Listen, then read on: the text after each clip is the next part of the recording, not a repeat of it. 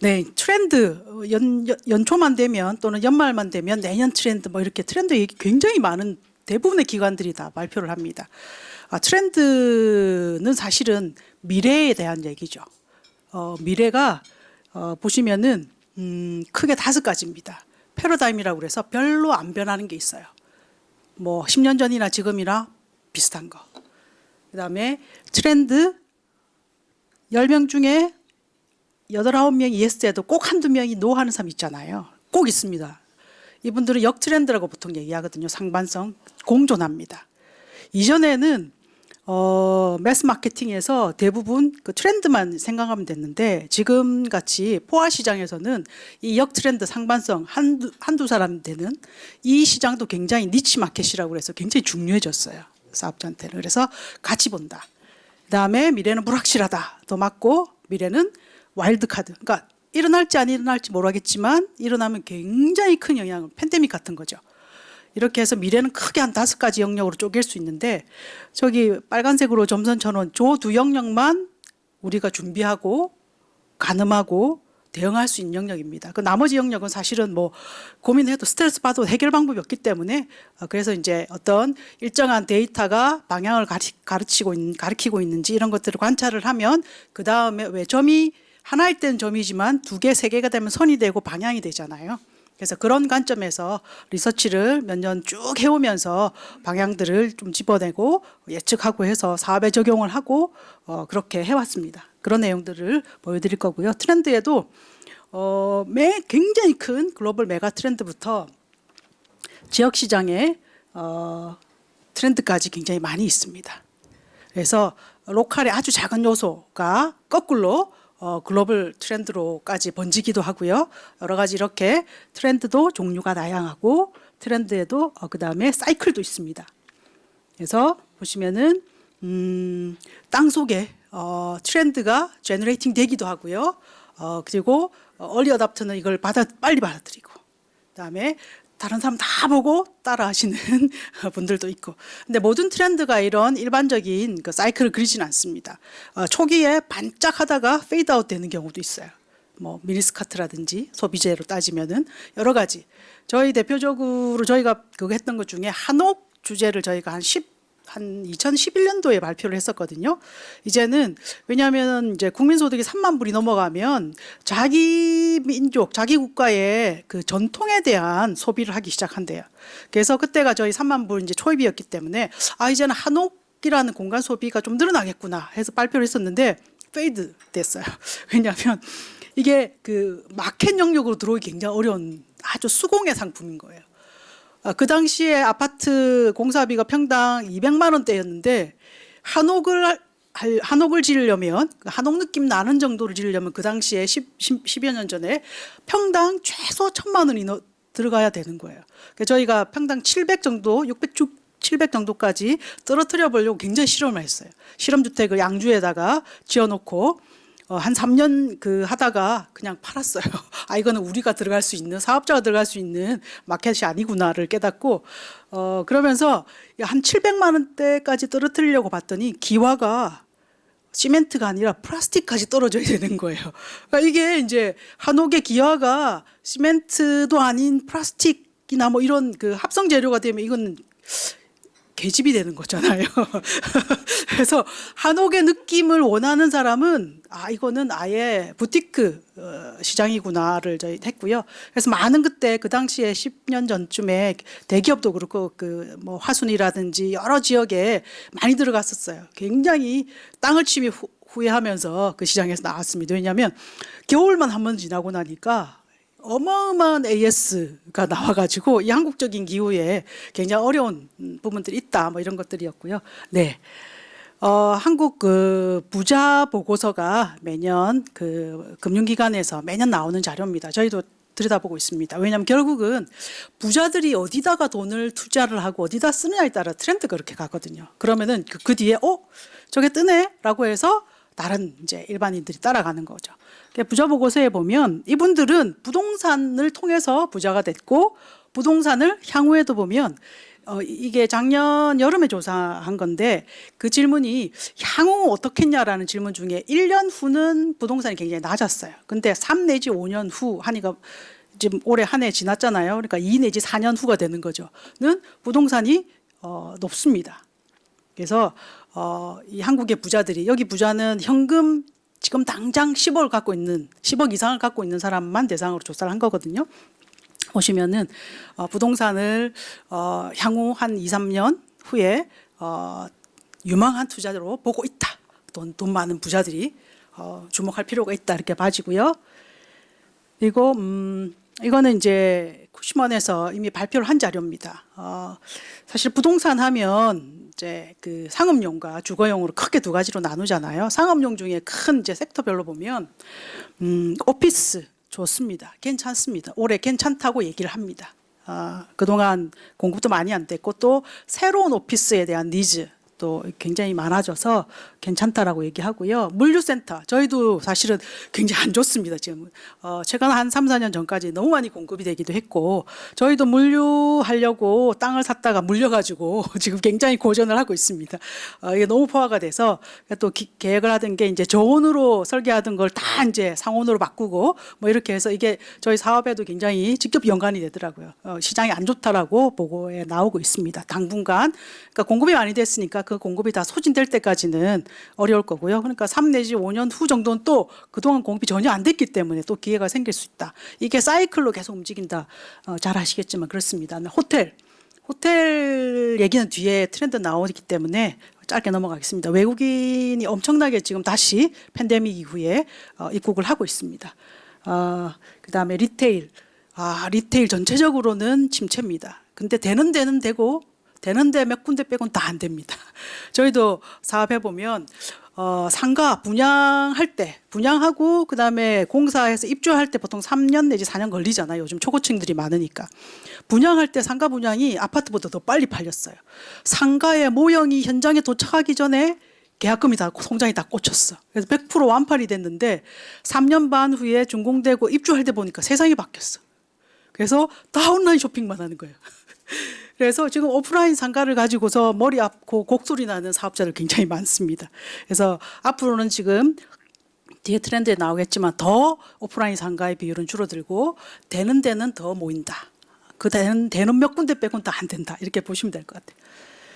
그리고 주거용 부동산 같은 경우에는 이건 이제 아파트인데요. 저희 나라가 이제 65%가 아파트고 그다음에 이제 공동주택이 80%인데 사실은 다 단독주택 20% 중에서 다가구 단독이 있습니다. 그 10%를 빼면 90%가 공동주택이에요. 우리나라가. 전 세계에 유일무이하고 그래서 외국의 마켓이나 주택시장에 아무리 이렇게 뭘 따오고 싶어도 이게 안 맞아요. 이게 시장 베이스 자체가 틀려가지고 저희는 공동주택이 거의 90% 시장, 그중에 65%인 아파트입니다. 매매가 지수. 뭐 출렁이긴 했지만 전반적으로는 우상향이에요. 가격은. 그래서 지금도 폭락한다라고 얘기하시는 분 말 믿으시면 안 됩니다. 진짜 그렇게 되면 우리 진짜 나라가 망하는 거고요.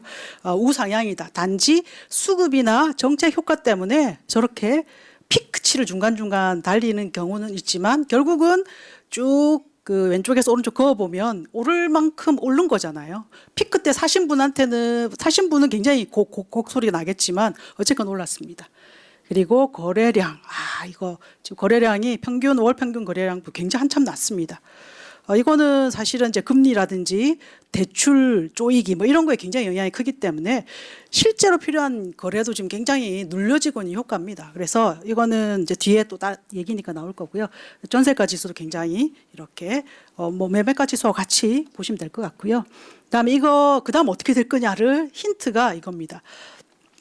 공급량입니다. 사실 결국은 단기적으로 이 정책을 이길 수는 없지만 장기적으로는 시장을 이길 수는 없잖아요.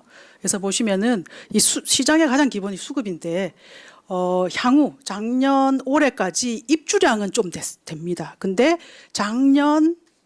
재작년에 분양이 너무 줄었어요. 그 말은 아파트가 3년 정도의 피크이기 때문에, 그러니까 공사 기간이 있기 때문에 내년부터 엄청나게 부족 현상이 몸으로 느껴진다. 근데 올해까지는 입주량이 어느 정도 있기 때문에 시장에서 못 느낄 수 있어요. 그렇지만 잠재적으로 폭파되기 일보 직전을 올해 연말쯤 되면 느끼시지 않을까 싶습니다. 보시면은 주택가의 삶의 질의 그 케어허브 센터는 저는 폐교되는 학교가 미래 개발 아이템이라고 봐집니다. 지금 보시면은 지방 도시들은 이미 엄청나게 초등학교부터 폐교가 되기 시작했고요. 서울도 2020년도부터 시작해서 22년도인가에 화양초등학교 폐교되면서 굉장히 막 신문에 나고 난리가 났었죠. 올해는 고등학교까지도 폐교가 되기 시작했거든요. 이 말은 이제 학교가 있는 주택가 한복판 자리가 굉장히 명당 자리가 지금은 돼 있어요. 그래서 이 그 폐교되는 또는 통폐합되는 학교가 그 지역 사회 지역을 주택가 아파트가 아닌 비아파트 단지들을 어떻게 아파트 수준의 커뮤니티로 넣을 수 있습니다. 근데 지금은 교육청이 워낙 보수적이어서 뭐 여러 가지 제약 조건이 되게 많아요. 그렇지만 그것들을 좀 풀어주시면은 이런 것들이 비아파트 단지들도 케어 허브로서의 기능을 높여서 전체가 대한민국 전체가 아파트든 비아파트든 삶의 질을 높일 수 있다. 그런 방향으로 가야 된다. 트렌드가 가야 된다도 담고 갈 것 같다도 담았습니다. 여러분 이해해 주시면 좋을 것 같고요. 한국은 이미 폐교된 사례들 보면 아직까지는 뭐 지역 카페라든지 뭐 이런 걸로 이용해요. 근데 지속 가능하지 않습니다. 사진 한 방 딱 찍고 신문 하나 딱 내고 보통은 그냥 막 문 닫아두는 경우가 되게 많고요. 울산에 잘 됐다고 하는데 이것도 지속 가능할까 저는 의심스럽긴 해요.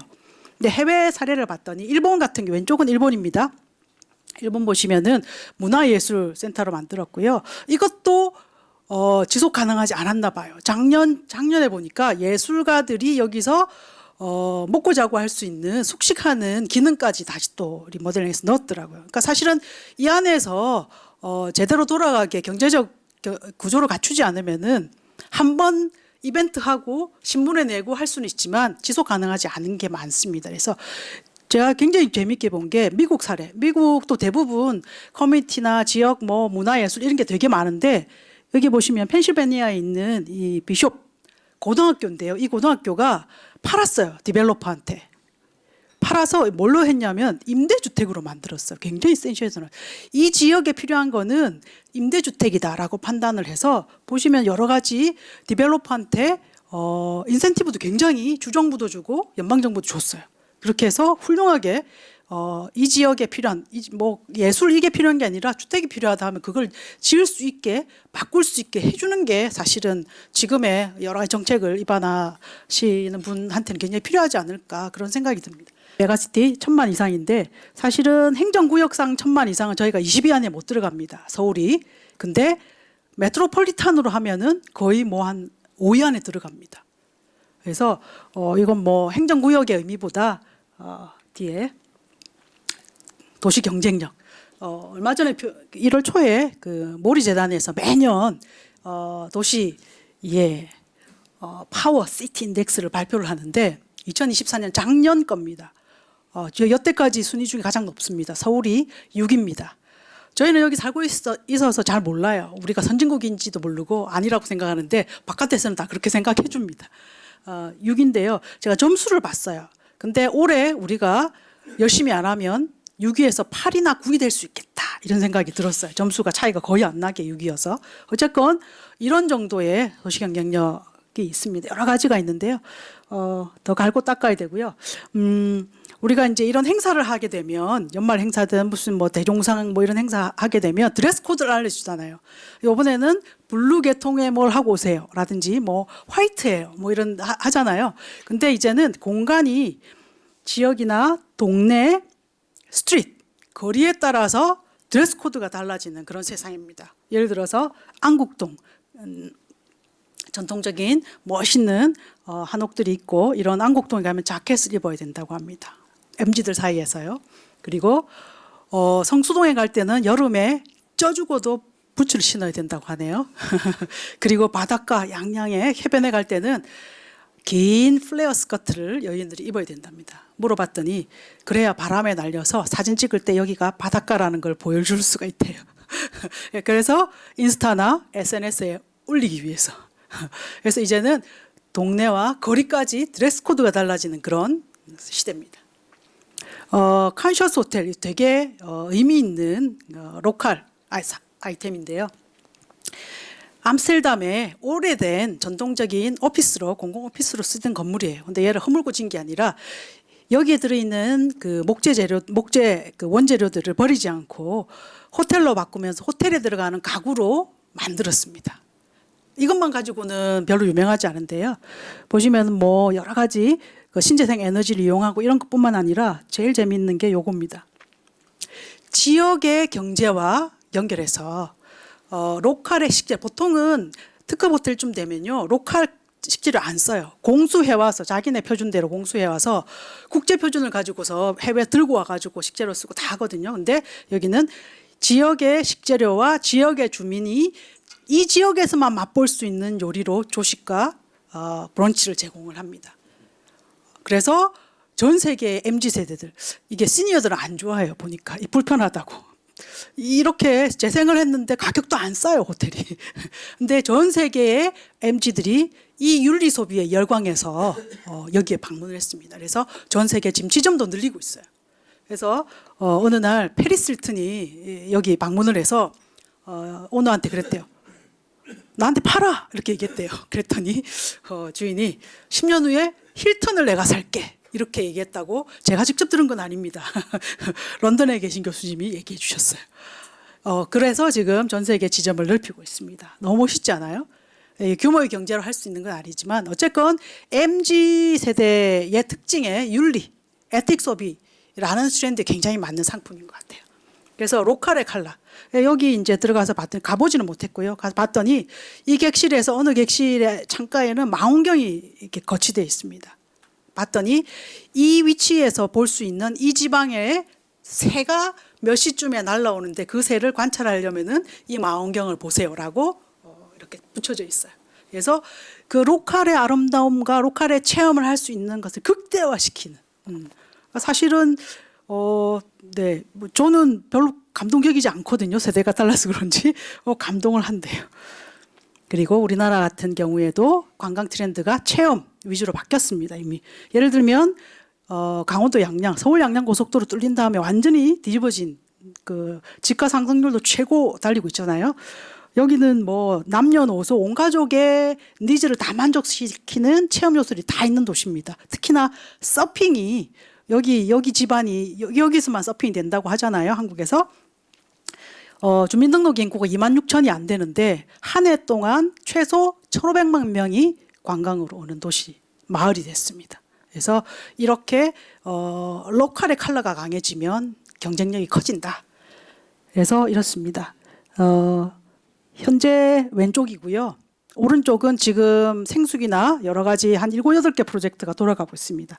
그래서 한 2027년, 8년 정도 되면은 오른쪽처럼 변하게 될 거예요. 그리고 또 지금 36년에 그 하계 올림픽 유치하겠다고 막 하잖아요. 그럴 때 서핑이나 이런 그 해양 스포츠 관련은 양양과 속초 요 사이에서 대회를 개최한다고 합니다. 그래서 유치하기를 저희도 바라고 있죠. 멋있는 데가 될 것 같아요. 그다음에 여러 가지 서울시에도 동네별로 여러분 빵도동 가보신 분 계세요? 상도동 빵도동 가서 빵 사드신 분 한번 가보세요. 빵을 사랑하게 되실 겁니다, 여러분. 저는 쌀빵을 사 먹고 있습니다. 그래서 지역별로 동네별로도 굉장히 다양하다. 그리고 지방 도시도 굉장히 다양하게 칠곡 같은 경우에는 저 부엉이 버거가 굉장히 유명했습니다. 65세 이상이 1,000만 명입니다. 20%니까. 그리고 저희가 사업에서 볼 때는 65세 이상 이런 사실은 숫자적인 나이는 중요하지 않아요. 55세에서 75세 사이에 액티브 시니어, 은퇴를 고려하는 나이와 건강하게 은퇴해서 경제력을 갖춘 이 연령대가 1,500만 명 정도 됩니다. 이 연령대가 이제 이후에 어디에 호주머니에 그 돈을 호주머니에 그 지갑을 열 것인가? 이게 어디에 공간 상품을 만들고 서비스를 할 것이냐에 가장 큰 주안점이 될 것 같습니다. 그리고 보시면은 뭐 뭐든지 저희 빨리 하잖아요. 고령화도 최고 속도로 빨리 달리고 있고 액티브 시니어가 향후 2050년까지 일정 수준의 마켓의 양을 가지고 있습니다. 그러니까 이 액티브 시니어를 대상으로 하는 사업은 꽤 오랫동안 될 거다 이렇게 봐지고요. 그다음에 은퇴 남녀 댁이 아니라 은퇴 여남댁으로 이제 순서를 바꾼 이유는 레이디 퍼스트가 아니라 실제로 제가 남자 인구의 여자 인구를 빼보니까 딱 60대부터 여자 인구가 더 많습니다. 안 그래도 평생 아내가 자기 본인이 마시는 술 이외에는 선택권이 없대요, 남성한테. 근데 60 이후에는 그마저도 선택권이 없을 가능성이 굉장히 높아집니다. 그랜마의 시대가 왔습니다. 그래서 여인 모녀 3대 여행은 있어도 부자 여행은 여행 상품이 없어요. 부자 여행 검색해 보시면 리치 피플 이렇게 나옵니다. 남자가 끼면 상품이 안 됩니다, 여러분. 이런 시대입니다. 그래서 그리고 이런 에이징 인 플레이스 고령화가 되면 로망이 뭐냐면 내 집에서 끝까지 살다가 죽고 싶다. 이게 나이 들어갈수록 로망입니다. 실제 조사했을 때. 근데 이제 건강에 문제가 생겼을 때 나눠져요. 그래도 버티겠다는 그룹과 그런 여러 가지 의료 서비스가 해지는 시니어 주거로 입주하겠다. 그래서 나이 20% 초고령 사회라고 해서 반드시 시니어 주택으로 다 들어간다 이렇게 생각하시면 안 돼요. 제가 이제 이거 스터디하면서 보니까 이거 시장은 있다. 그런데 여기 보시면은 이제 말이 길을 만드니까 5, 60대가 경제력을 갖춘 시니어가 우리가 옛날에 알던 노인하고 다릅니다. 그러니까 이분들의 대상이고요. 예. 그럼에도 불구하고 소득원 마련에 굉장히 관심이 많습니다. 어느 정도 그래서 월 클래식 500 이런 같이 막 월 500만 원 이상을 인당 내는 그런 시니어 주거가 그렇게 메인 시장이 되지는 않을 거다라고 봅니다. 그 정도까지 경제력은 아니거든요. 그러니까 일부는 있지만. 그리고 이제 시니어 주거를 좀 2년째 조사를 하고 있는데 보시면은 입지가 지금 살고 있는 집보다 재미있는 게요. 더 도심, 더 역세권으로 가겠다는 수요도 증가했고요. 조금 외곽, 멀리는 안 간다. 조금 저렴한 데로 간다. 이 두 가지 정도로 나눠지는 것 같습니다. 그래서 아주 멀리 간다는 절대 아니고요. 그다음에 이제 상품과 서비스를 보시게 되면 재미있는 게 밥이 제일 중요해가 예, 밥만 주면 안 되지만 밥이 굉장히 중요해졌습니다. 그래서 근데 여기서 제가 느낀 게 우리나라, 그러니까 미국이나 일본이나 이런 이미 고령화가 진행이 돼서 시니어 주거 굉장히 많이 산업화된 도시들, 나라들이 있는데요. 우리도 다 그렇게 될 것 같지만 그렇지 않습니다. 왜냐하면 그 나라들은 기본이 단독주택이 베이스예요. 그러니까 나이 들으니까 모여 살아야 여러 가지 서비스를 저렴하게 받을 수 있기 때문에 비로소 나이 들어서 공동주거에 모이는 건데 우리는 이미 평생을 아파트에 살아왔어요. 그리고 아파트에서 이제는 재건축하는 새 아파트들은 밥까지 줍니다. 입주민들한테. 그래서 이게 시니어 주거로 왕창 다 갈 수가 없는 구조다. 이 주택 시장 자체가. 그래서 그런 걸 조심해서 사업을 해야 되겠다는 생각을 저희는 하고 있고요. 이것도 이 PPT가 아니어서 그런 것 같네요. 사실은 이런 첨단 기술의 혜택은 시니어들에게 필요합니다. 여러 가지 기술들 있잖아요. 자립을 도와주거나 하거나. 이번에 CES에서 이게 나왔어요. 저염식, 소금을 먹으면 안 되는 그런 만성 질병이 많잖아요. 근데 저게 로봇 센서가 있어가지고요. 저 숟가락으로 음식을 먹으면 소금 하나도 안 넣는데 저 숟가락 끝에 정기적인 아주 저전류의 정기적인 착 이런 있어서 혀에 닿는 순간 짠맛을 느끼게 하는 그런 기술까지 나왔습니다. 저러다가 감전되는 거 아닌가 이런 생각을 여러분 하신 것 같아요. 순간 저도 했으니까. 근데 그렇지 않대요. 그러니까 시연하는 거 봤는데 어쨌건 기술이 이렇게까지 지금 생활을 바꾸고 있습니다. 이렇게 되면 훨씬 더 고령화될 수 있겠다. 유병장수의 기간 훨씬 더 길어지겠다. 이런 생각도 들고요. 싱가포르의 캄풍 어드미럴티인데요. 이거 많은 시장님뿐만 아니라 많이 교수님도 다녀오셨을 거예요. 이게 우리나라도 통할지 안 통할지 모르겠는데 어쨌건 소셜 믹스입니다. 근데 보시게 되면 미국이나 일본 시장도 지금 최근에 개발되고 있는 것들이 노인 주거만 했다가 이게 그쪽에서도 조금 문제가 되나 봐요. 그래서 일반 패밀리 주택이랑 단지 내 섞는 것들을 섞어서 개발하는 것들을 되게 많이 시도를 하더라고요. 아마 이렇게 가지 않을까 싶습니다. 맨하탄에 월 최소 15,000불에서 35,000불 정도 내야 되는 겁니다. 뉴요커가 시니어가 돼서 시니어 뉴요크로 살고 싶은 분들이 이렇게 초고층에 시니어 주거가 들어간 사례입니다. 어마어마한 럭셔리한 단지고요. 이 여러 개가 지금 개발되고 있더라고요. 장사 잘 됩니다.